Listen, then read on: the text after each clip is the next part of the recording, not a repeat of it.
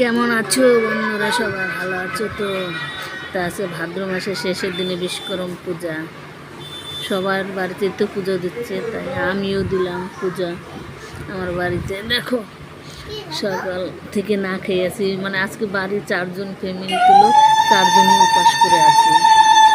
4জনই মানে উপাস করে আছি, বড় আছে, মেয়ে দুটো আছে, আমিও আছি। তাই সকাল থেকে সব কাজকর্ম করে রেডি করে পূজার জিনিস জোগাড় করে ঘরে পুজো দিলাম। এখন আবার ওই গাড়িটা ধুয়ে নিয়েছে, গাড়িটা আবার ডাইনিংয়ের ভিতর আনতে বললাম, আনলো। তো গাড়িটাকে পুজো দিলাম, তো মেয়েকে বলছিলাম যে ক্যামেরাটা ধর, একটু দেখলে সব কিছু তো দেখানো যাবে না, তো একটু একটু করে দেখাই, যেরকম পারে সেরকমই ধর। তা মেয়ে ধরছে, ক্যামেরা ভালো ধরতে পারে না। তো এদিকে আবার সাইকেলটাকেও পুজো দিলাম, কারণ সাইকেল নিয়ে মেয়ে যায়, প্রাইভেটে যায়, এই স্কুলে যায়। তো মেয়েটা বললাম সাইকেলটা সুন্দর করে সব কিছু দিয়ে সাজা, সাইকেলটাকেও পুজো দিলাম ধূপ কাটি দিয়ে।